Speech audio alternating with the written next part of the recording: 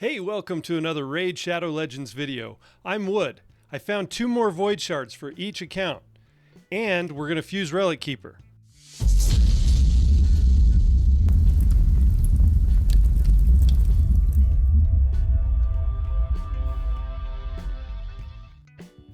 Hey, thanks for joining me.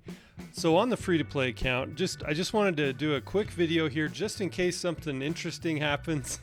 I mean, it's all interesting, but we've had some really good luck on the free-to-play on shard pulls. I didn't want to miss something. And we're going to fuse Relickeeper now. We were able to make a whole bunch of progress on missions and got all of our Relickeeper food leveled up, and so we're going to fuse him. So we're going to fuse Relickeeper. That'll finish off part 3 of the Arbiter mission, so that'll start us on the last leg of the Arbiter missions, which is really exciting as well.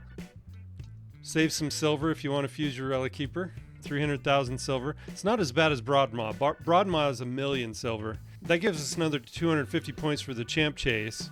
And I was going to do mystery shards to finish that off to be able to get the epic book, but now we won't have to do that. Now we have the epic book.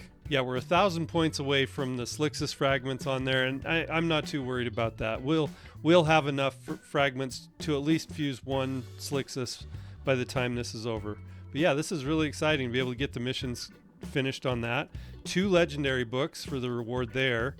And we got to upgrade 4 champions to level, or 5 champions to level 60. So that's the next mission.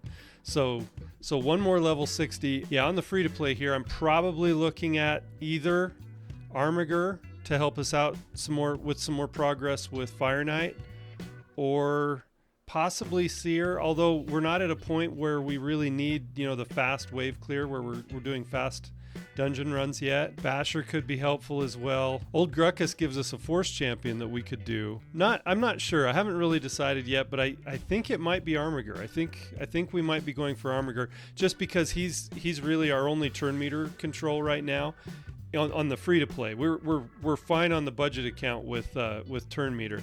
So let's go in and see what we get with the Voids. I mean, it's going to depend on which skills we get on the champions that we pull from these 2 Void Shards as well.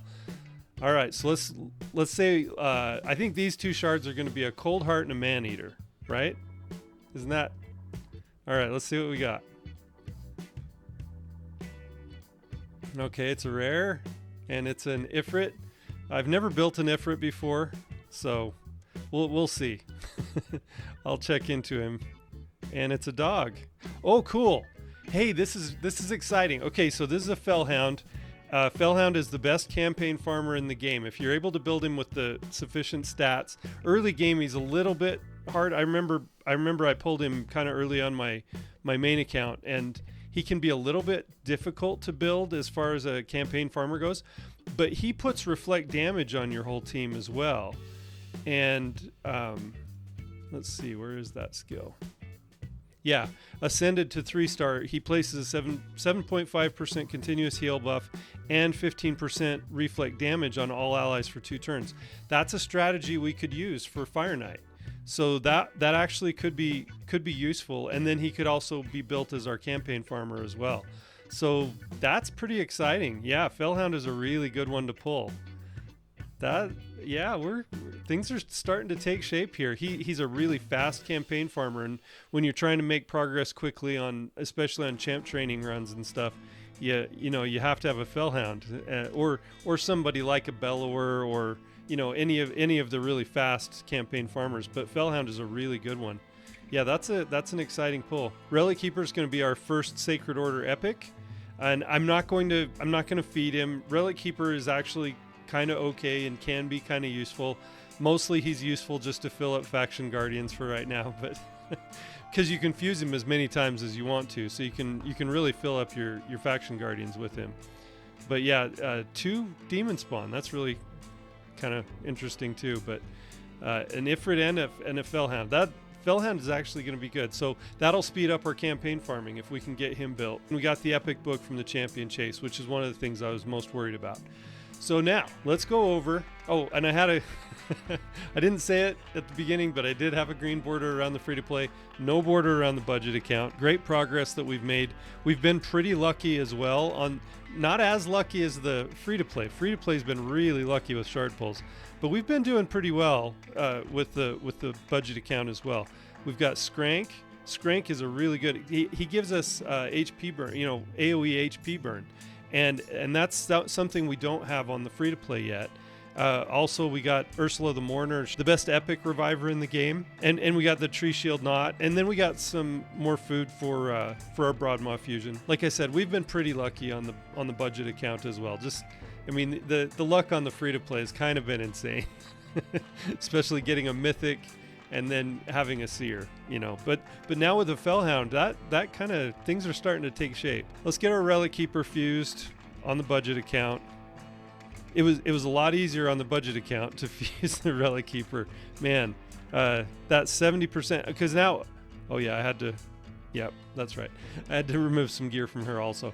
The 70% gain that we have now on silver and on experience really makes such a huge difference on just the sheer number of runs you have to make at each level, at each star level. And I haven't kept track of it yet, but I'm going to do an experiment tomorrow where I look at how many runs it takes to do a 1-star, 2-star, 3-star, 4-star, and so on, just to get their levels up to the highest level for each star value. Anyway, it's just really nice because with the Forge Pass, we were able to get to the top level of the Forge Pass. So now we've got a whole week and 3 days left of this 5 levels of the Forge Pass. And I really think for budget reasons, like if you're spending, I think if your budget is $30 per month on the game, I think we did the right thing with the Forge Pass and with the daily gem pack. And I'm not sure that the raid card is got quite the value, but $50 for 6 months, it's less than $10 a month, obviously. So I think that's probably a pretty good value as well. That just enhances what we're doing. I mean, only in campaign, but still, it just enhances what we're doing with the raid card and the daily gem pack. Got a little left to spend on the budget for this month, but I think I'm going to try and carry it over and bank that one, for something else that might come up later. Now, because I've experienced the Forge Pass, really, I kind of don't want to give that up. I think I want to make sure that we get each one of them. It's not just the artifacts that we're getting from the Forge Pass, it's also, man, that experience and that silver boost is really special. All right, let's go pull our 2 Void Shards on the budget. Yeah, just a quick one today. I just wanted to make sure that we did the Void Shards on video so that in case anything crazy happened. But let's get some really epic luck here. Or how about let's get some legendary luck here on the budget account. We're kind of making some luck with the budget, but it's a rare and it's a marquee. Okay. Marquee, I think he hits kind of hard, but I've never built one either. They're all things that are worth investigating, but priorities have to, you have to have priorities. Wow. Another Taser Face. That gives us 2 Ripper Fists. I started calling Ripper Fist Taser Face because he reminds me of that of that Guardians of the Galaxy character for some reason. I don't know why. I have no idea why he reminds me of him, and I think it might just be that it's the same number of syllables in the name, but he just kind of looks like that to me. But in the orcs, we can now put 2 Faction Guardians, 2 Ripper Fists. That's all right. Well, we got skunked on that one, but that's okay. We've had some pretty good luck, and I think we're going to be just fine. I think everything's going to work out just fine for the budget account. Not worried about the budget account at all, because with the speed at which we can train up food and level up champions, I think we're going to be able to do a lot. I know we have the same number of 6 stars right now on both accounts, and that gives us our epic book. So we're really done with that. Yeah. Same place. We are kind of in the same place on both accounts, which still kind of surprises me a little bit, but we're going to start pulling away. I'm going to do a bunch of gear forging during Clan versus Clan coming up we'll have clan versus clan with personal rewards coming up in a couple of days, and I'm going to do a whole bunch of gear gear forging, and we have a lot of instinct gear we can make, 5 and 6 star instinct gear. That's going to be huge. You know, if we're able to put that on our nukers, any of our damage dealers that we have that we're going to build, especially like maybe a Skrank, you know, that's going to be big, you know, to be able to, hopefully we'll get some really good pieces from that. And then we also, because we got done with the Forge Pass today, I'll show you on the rewards here. Because we got finished on the Forge Pass, we got our 6 pieces of mythical instinct gear, and I haven't even looked at them yet. So let's look and see what we got. I'm really excited about this. Okay, so we got speed, no crit rate on the weapon, but we did get some speed. So that's, you know, that's good. I mean, the 4-piece, the speed boost is the same as a 2-piece for speed set. So it's not as good as speed set, but it also, because it ignores 20% of enemy defense, that's pretty big as well. So it's kind of like merging your lethal or your savage with a speed set. So both bonuses not as good as one of the other, but it has both, if that makes sense. I actually don't think it's too bad of a set, and especially, you know, kind of the position that we're in. Not great luck so far. That one's not too bad. Yeah, that one's not too bad with the speed and crit damage. Accuracy might be helpful also on these.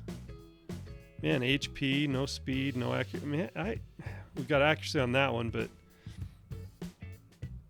this one's not bad. No speed on it, but the HP percent with crit rate and attack, that could be helpful on maybe a squishy damage dealer that you have to put an HP chest on to keep them alive.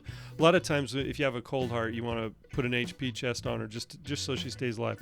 All right, really hoping for speed on these boots. No, flat defense, HP, flat HP on the mythical stat.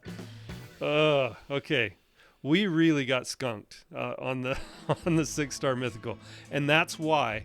So that's one of the reasons. If that's what you're counting on when you're buying the Forge Pass, if you're counting on getting, you know, some really good mythical pieces, it's a gamble, you know. And I may actually, even on such an early game account, I may actually end up selling some of this gear because I probably won't put it on. It won't be useful. So that's kind of disappointing.